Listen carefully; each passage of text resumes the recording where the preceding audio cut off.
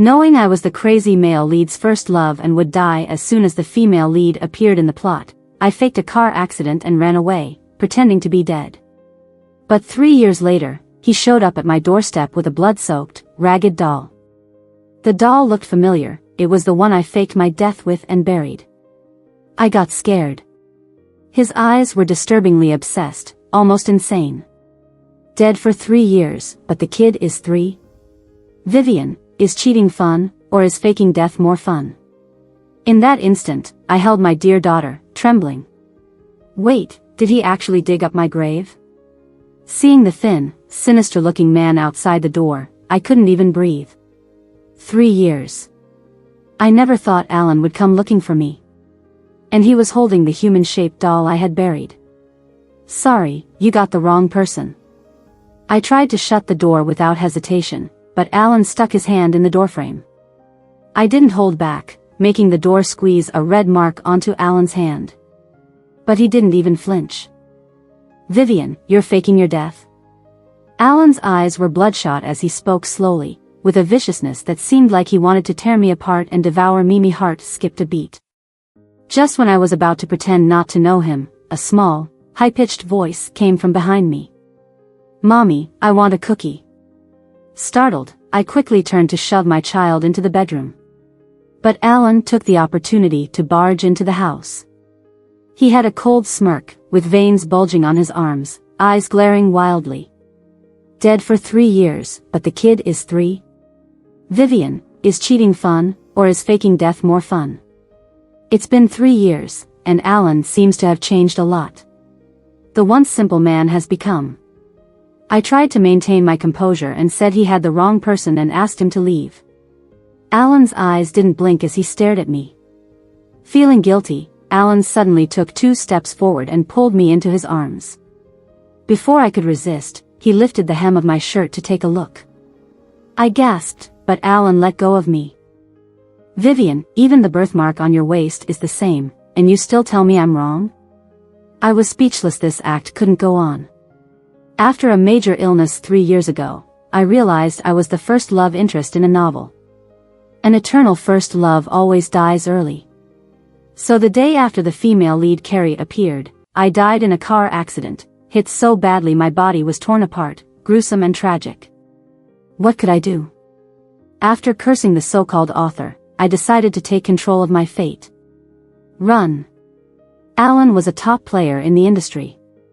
We were childhood friends, and he loved me like his life. But none of that mattered at all. According to the plot, once we got married, the true female lead would appear. Everything I had would make way for the female lead. So even if Carrie was an orphan, my parents would adopt her into our family. After my tragic death, Carrie would naturally become my parents' only daughter and take over everything I left behind. Including but not limited to my parents and Alan. And I was just an insignificant pawn in this absurd plot. Plus, my death was too gruesome. I couldn't take that gamble. So, I faked my death and ran. I chose the timing perfectly. Half a month before the wedding, Alan was away on a business trip for a week. I planned for 3 days and finally found someone to fake a car accident, making the human-shaped doll look like it was torn apart, covered in blood. That day, I arranged for a quick burial. By the time Alan realized, his first love was already dead. And I was abroad. But I didn't expect to have a child in my belly. At first, I thought it was just discomfort due to acclimating to a new place, combined with the daily fear of being erased, so I didn't think it was anything else. Until later, when I noticed my increasingly round belly, it couldn't all be poop. Only then did I realize something was wrong. According to the timeline, it must have been the night before Alan's business trip. With a long life ahead, having a child to accompany me wouldn't be bad, but who would have thought Alan would dig up my grave? My daughter leaned on me, eating her breakfast pancake, as Alan sat right across from us. The atmosphere was excruciatingly awkward. I didn't even dare to lift my eyes. Vivian, do you know how I spent these 3 years? I didn't know. But I knew no decent person would dig up someone else's grave. Alan spread his legs, arms propped on his thighs, scrutinizing me and our daughter. We were engaged before you left, right? You cheated. I didn't cheat, but there's no way to explain this. How could you justify faking your death just because of a dream that predicted you'd die? Who would believe that? But that night, I overheard my parents planning to adopt a daughter because they thought I was too strong-willed and exceptional and wouldn't stay to take care of them. So they wanted someone more obedient. Reality and the nightmare had overlapped, hadn't they? Where's the other man? Alan had already taken a tour around the house while I was lost in thought. Carrie, I'm asking you. Where is the other man? Alan gripped my chin, hurting me so much I slapped his hand. Alan, talk nicely. The man before me had eyes full of redness, staring at me intensely. For a moment, I even forgot to struggle. Yeah. I had faked my death when our relationship was perfect, disappearing for 3 years. It wasn't fair to him either. I instinctively lifted my hand to wipe his tears. Just then, my daughter stomped her foot anxiously beside us. Bad uncle, let go of my mommy. My hand paused, and Alan turned his head away from me. Vivian, still pretending? What did I do to make you so angry that you'd fake your death to escape? Speak. I opened my mouth but couldn't get a word out. Was just about to come up with an excuse when my daughter suddenly cried out. Maybe it was just my imagination, but Alan, who had been looking so fierce, seemed a bit flustered. He frowned and turned away, irritated. Settle your daughter first. I'll wait for you at the coffee shop outside. After taking a few steps, Alan turned back to look at me. Run again, and I'll break your leg. Run? Where to? I tried hiding across the ocean and was still found. Where else could I go? For the first time in 3 years, I reopened my old phone. It took a while to log into my messaging app, and I tapped the screen nervously. Although I was prepared, I still pursed my lips when I saw 99+ messages from Alan. Scrolling through, it took me a long time to reach the day I left 3 years ago. Alan had called me numerous times, begging me to pick up. Looking even further back, I saw the picture of the ring Alan sent. I want this wedding ring. Can you get it made for me? After reading all the unread messages, I buried myself under the covers. That first love which fell from the sky sealed my fate. How could I be happy? But I had no choice. Mommy, don't cry. Did that bad uncle bully you? My little daughter was struggling to climb onto the bed. Seeing how worried she was, I couldn't help but laugh through my tears and hugged her tightly. No wonder Alan didn't recognize her. She was my spitting image, looking nothing like him. Mommy, don't cry. I'll go with you to confront the bad uncle. Her chubby little hand wiped my tears away, and I hugged her even tighter. You dare? She hesitated but then said, Mommy will come too. I pinched her little nose with a smile. How about Mommy takes you to kindergarten first? I'll pick you up later. Unexpectedly, she started to cry. I don't want to go. The kids say I look different and pinch my arm. I quickly checked her arm and sure enough, there were some bruises. When did this happen? She refused to say more. As a mother, I couldn't just stand by and watch my child suffer. Seeing her sobbing, an idea formed in my mind. Since Alan had already found us, maybe it was time for Eva and me to go back home. After all, it's been 3 years since they faked my death. I surely couldn't die twice, right? When I arrived at the coffee shop, Alan had the place to himself and even had the doors locked. I couldn't help but laugh. Alan, what are you doing? He dropped the spoon into his coffee cup, staring at me without blinking. For cheating on me, you even faked your death. I'm just being cautious. Scratching my head, I felt a pang of guilt. Why did you go digging up graves? Alan's Adam's apple moved up and down, letting out a cold chuckle without saying a word. Then he suddenly grabbed my wrist. Playing me for a fool, is that fun? Because of you, I've been half dead for 3 years, only to find my fiancée had faked her death and was living it up abroad. His grip tightened, and just when it got painful, he let go and looked outside the coffee shop. Somehow, a few local men were brought in, and Alan smirked at them. Tell me, which one is the lover? I was taken aback, never expecting Alan to go this far. Say something. Vivian, why do you look like that? Afraid or heartbroken? Alan dragged me to the window. Outside, those men were pressed against the glass, flipping the bird and cursing non-stop. The words were all too familiar. Living abroad, a single mom like me had a hard time. Some of these men had insulted me, and some had broken into my home at night, only to be chased off with a bat. The anger was apparent in my eyes, but Alan just chuckled. Getting mad now? Are these the men, or is your lover a married man? Vivian, if I can find you, I can find him too. Guess how I spent the last 3 years in China? Or how about we? I want to go back to China with you. Alan's look of sarcasm and anger turned to surprise in an instant. What did you say? I took a deep breath, staring at him. I said, I want to go back to China.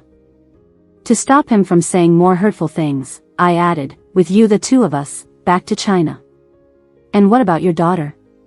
Not bringing her? Seeing his quick change of attitude, I deliberately tested, can she come? Alan glanced outside awkwardly, then said with a stern face, of course, she has to. How else am I going to find your lover? A DNA test when we get back to China will do it. We'd been living here for 3 years, so there's a lot to pack before leaving. Alan insisted on moving in with us to make it easier to look for the lover. Mommy, why is the scary uncle here? My daughter asked timidly as we snuggled under the blankets. I played with her hair and didn't know how to answer at first. Eva, are you still afraid of him? She thought for a moment and then said, no. That scary uncle is tall. He can protect us. Bad people won't come in at night. My eyes teared up. This little person knew everything. After she fell asleep, I went to the bathroom, only to find Alan sitting by our door. Startled, I met his watchful eyes trying to run. I pointed helplessly at the bathroom. It was only then that he moved his leg to let me through. When I came out, he was still there. You should get some rest. I said we'll go back together, didn't I? Alan pressed his lips together, not saying a word, but the stubborn look in his eyes was clear. The last time I saw him this stubborn was when we were kids. When I got in trouble, he was afraid my mom would hit me while no one was home, so he stayed at my house for a whole day and night. I sighed and stepped aside as I entered the doorway. In the faint moonlight, a flash of surprise crossed Alan's eyes, but he quickly turned away. I suppressed the bitterness in my heart and whispered to him, "You're sick, we'll have to postpone the trip back home." Alan leaned against the bed while I stood with my back to him, looking out the window. I thought for a moment and tentatively asked, "Alan, are you married?" Alan glared at me, almost. I looked down and said nothing more. It seemed he had met Carrie after all. I fought back the bitterness and tried to analyze. So, if they were together now, did it mean the plot had changed? Did it mean I didn't have to die? It seemed that fate had taken a different path. I touched my daughter's small hand and thought, let's go back. There was no reason for me to stay abroad anymore. 3 days later, we landed back home. I didn't go back to my house but moved into an apartment that Alan had arranged for me. I was unpacking when I saw Alan braiding my daughter's hair. The scene caught me off guard. Alan was braiding Eva's hair into the same braid he used to make for me when we were kids. Mom, Uncle did my hair so pretty. It didn't hurt at all. Her words pulled me back to reality, and my cheeks flushed. I was clumsy, and every time I did her hair, she would cry out in pain. Of course. I used to do your mom's hair when she was little too, Alan said indifferently and then pulled out a sealed bag from his pocket. I frowned. What are you doing? He held up a few strands of Eva's fine hair. What else? A paternity test. My heart skipped a beat, and I instinctively asked, with who? My daughter was my everything. If Alan found out Eva was his child, he would definitely try to take her away. How could my daughter have a good life with a stepmother? Alan stared at me for a moment, his face suddenly turning cold. You're so afraid I'll find your lover? I secretly breathed a sigh of relief. Thank goodness, it seemed he had no idea. As someone who had died for 3 years, I couldn't just go home directly and had to gather news about my family. To my shock, my parents hadn't adopted my daughter. Apparently, they were considering it, but my car accident hit them so hard that it never happened. As for Alan, he had never met Carrie.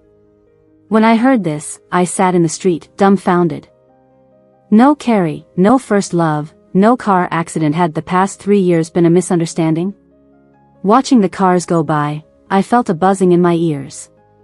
Had everyone been tricked for 3 years because of a dream? It took me an entire afternoon to reluctantly accept this absurd reality. As the sun was setting, I called Alan with trembling hands.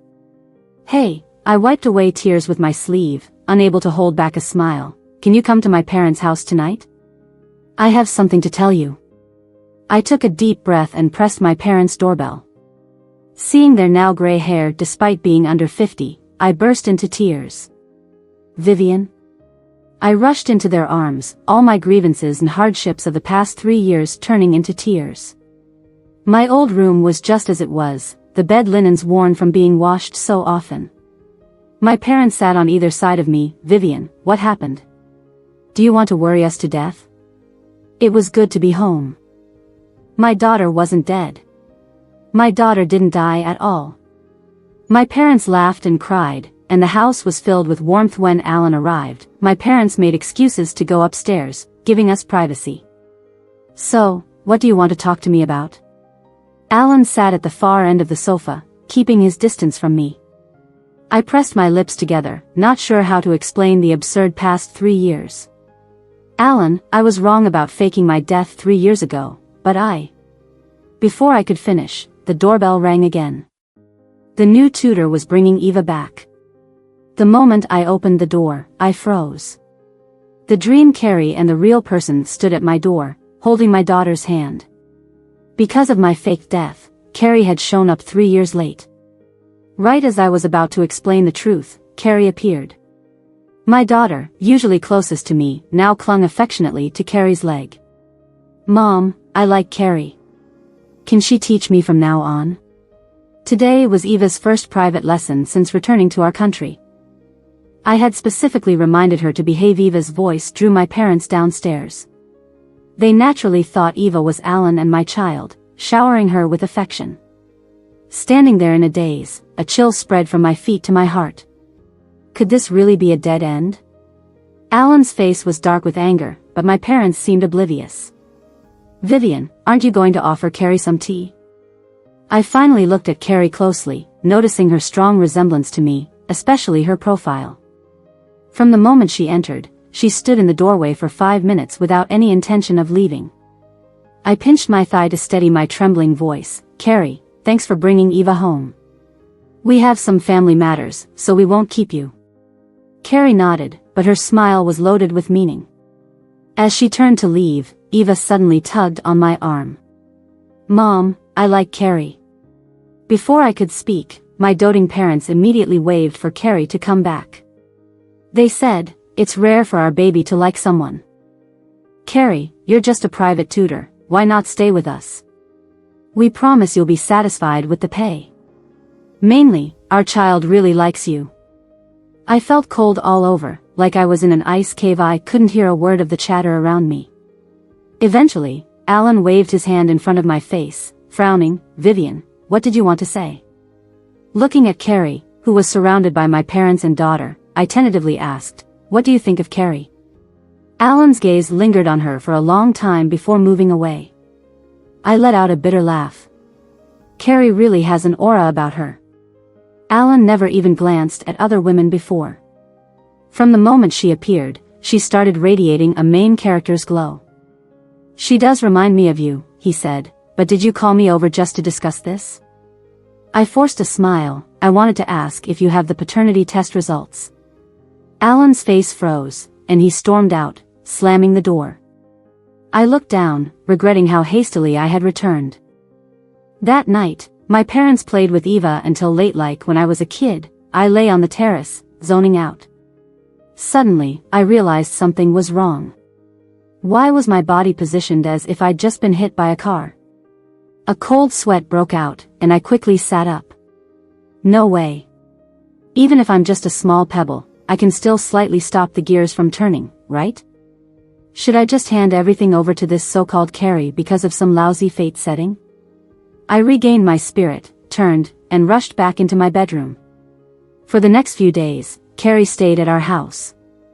She was gentle and good-natured, never speaking hurriedly. But her gaze always gave me chills. "Carrie, do you have something to say to me?" I asked. Carrie casually picked up one of my daughter's storybooks and started flipping through it. Eva is a good name. But before I could respond, Carrie tilted her head and smiled at me. "Did you place all your expectations for your daughter in her name?" I kept a calm face, but inside I was trembling. "Vivian, did you think avoiding your fate for 3 years would change it?" Carrie's gentle demeanor vanished, and she stood before me like a menacing demon. "Vivian, this world belongs to Alan and me. Wouldn't it be better for a short-lived supporting character like you to leave sooner? Do you think having a daughter would change your fate? Your daughter is quite attached to me right now." Her words were filled with threats, but strangely, the fear that once paralyzed me had vanished. Looking at her face, which was 60 to 70% similar to mine, I laughed out loud. "If you have to borrow someone's face, what kind of heroine are you?" I hit Carrie's sore spot, but before she could retort, I squeezed her cheeks hard. "Even if my fate is death, I'll fight for a way to survive. As long as I don't leave, Carrie can't replace me right away." I left Eva with my parents and headed to work. But on my first day, Alan showed up. With a stack of A4 papers in his hand, he brought a cold breeze with him. "Vivian, the first male neighbor on your left isn't the father, neither are the 2 households on the right." Alan slapped multiple paternity test results on my desk. "Vivian, are you messing with me?" I looked at these papers with complex emotions, silently feeling sorry for my daughter's hair.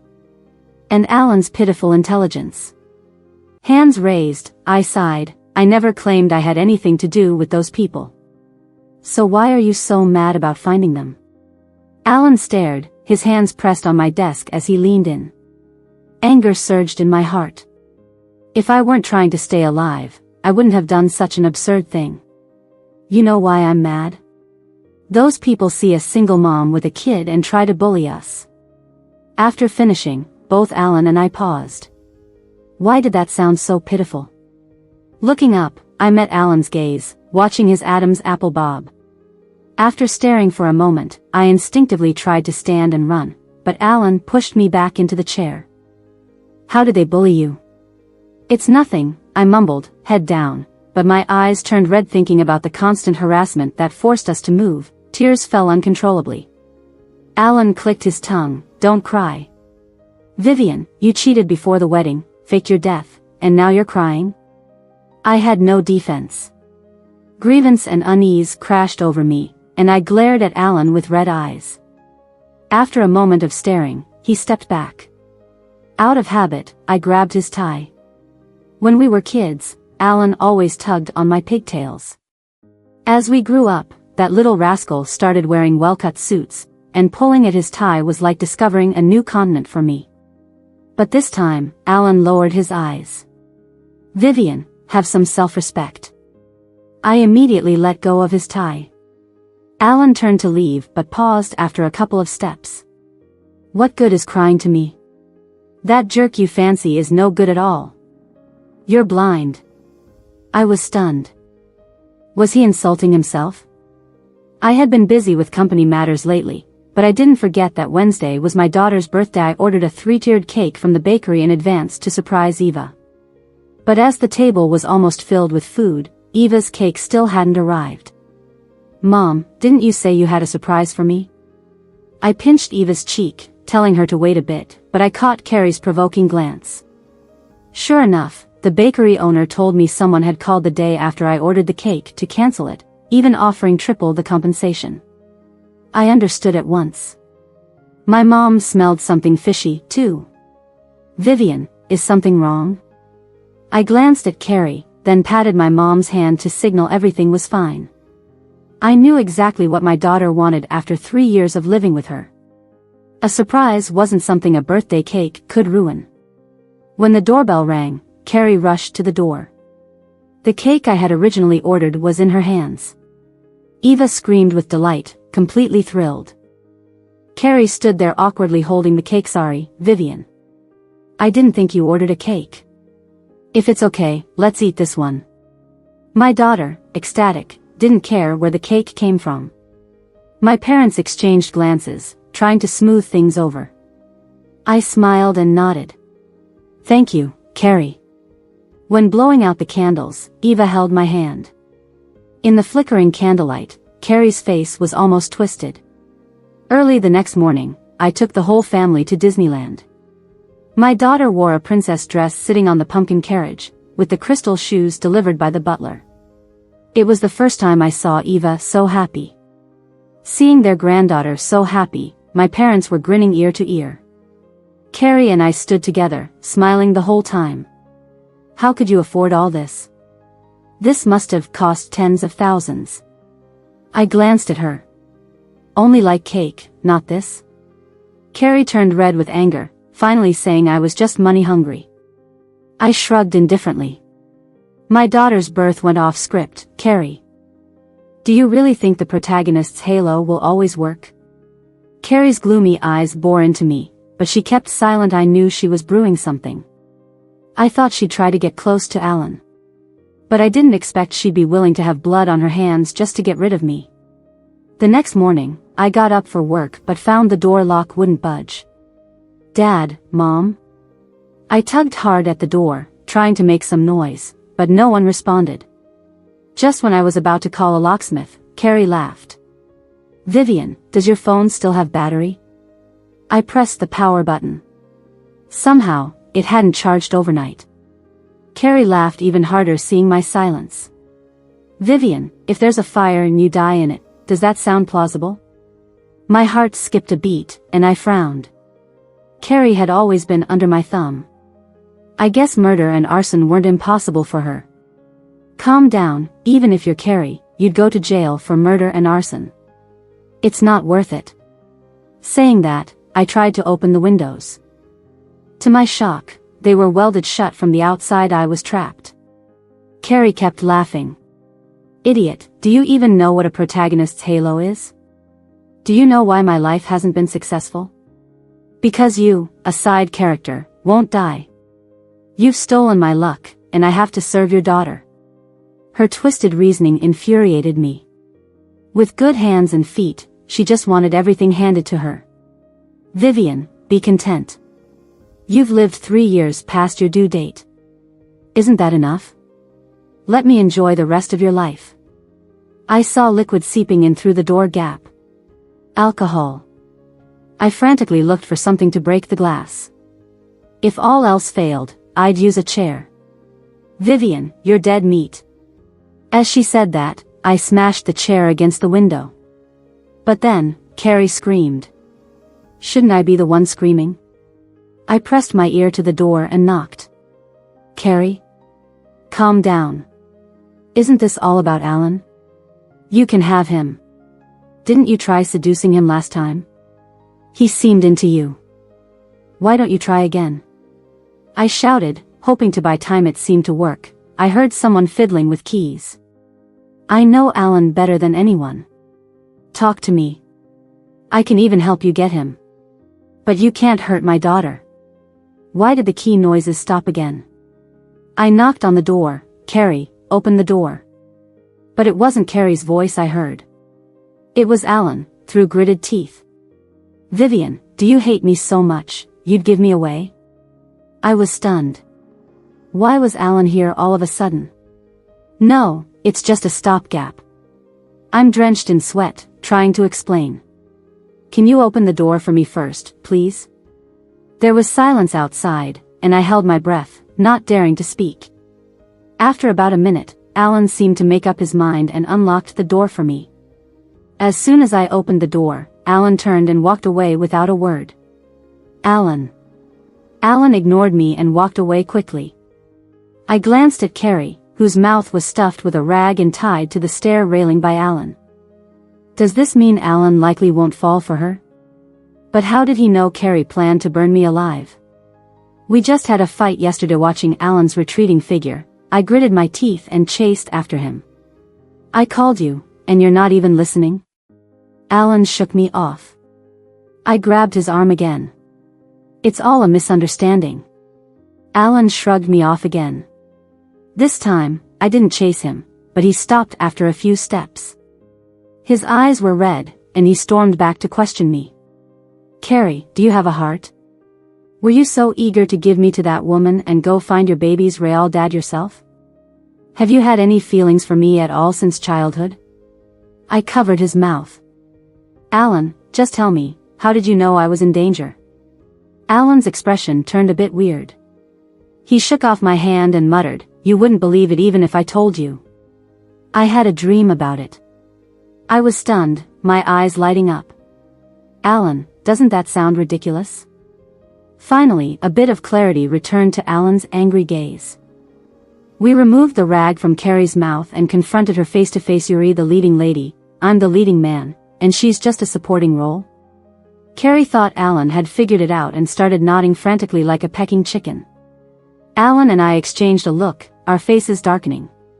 We have a perfectly good childhood bond, why can't we get married? A look of confusion flashed in Carrie's eyes, and even though she was tied up, she fiercely objected. You're my man. If you marry her, what happens to me, the main character? I picked you. Only I can match you. I frowned. Is that your reason for wanting me dead? Carrie would only roar angrily. I found her annoying and stuffed the rag back in her mouth. Why do you know about this, too? Is there a glitch? You're supposed to live happily with Carrie and keep me, your first love, in your heart, right? I tried to control it, but my voice still sounded bitter. Alan frowned, looking disdainful. She might resemble you, but she can't replace the feelings we had growing up together. I admit, when I first saw her, I couldn't help wanting to get closer to her, but I knew she wasn't what I wanted. So, has everyone's self-awareness awakened? Alan blinked, his lashes slightly moist. Vivian, don't go looking for him. As long as you don't look for him, I'll let bygones be bygones. I stared in shock, my mouth wide open. Was this really the old Alan?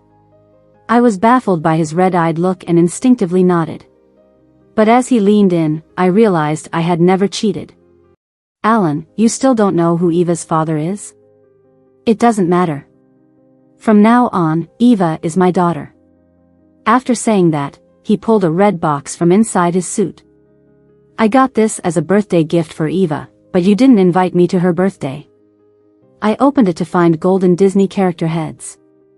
I scratched my head, ready to spill the truth, but then had a wicked thought. Alan, tell me, why would you accept Eva even if you think she's not your daughter? Love me? I shamelessly smiled. Alan shot me a glare. What's not to accept? She looks just like you did as a kid. Raising her as a treasure, how could I not accept that? I was stunned by his words, ready to throw myself into his arms, but Carrie suddenly started kicking and struggling violently. Her eyes looked like she wanted to eat us alive. Let's call the cops. Attempted murder. She tried to kill me. When the police came, it took them a while to untie the ropes from Carrie's arms. After they left, I curiously asked Alan. When did you learn to tie ropes? Alan's gaze suddenly turned intense. He leaned close to my shoulder, his voice husky. I learned it 3 years ago just for you. Wanna try? 2 hours later, I brought up Eva again. How many people did you test for Eva's paternity? Alan scoffed, playing with my hair. I basically ruled out everyone who could have been a possibility. I nodded. Did you check yourself? Alan suddenly sat up from the bed, looking shocked. You mean? I didn't answer directly but told him about a dream. A dream where I had to fake my death to escape. In the end, he bit my neck fiercely. Good thing I wanted to expand your grave 6 months ago so I could join you later. Otherwise, I might have killed myself by now. Vivian, you need to take responsibility. With that, he somehow produced a ring and sternly said, We're getting married tomorrow. I've waited 3 years.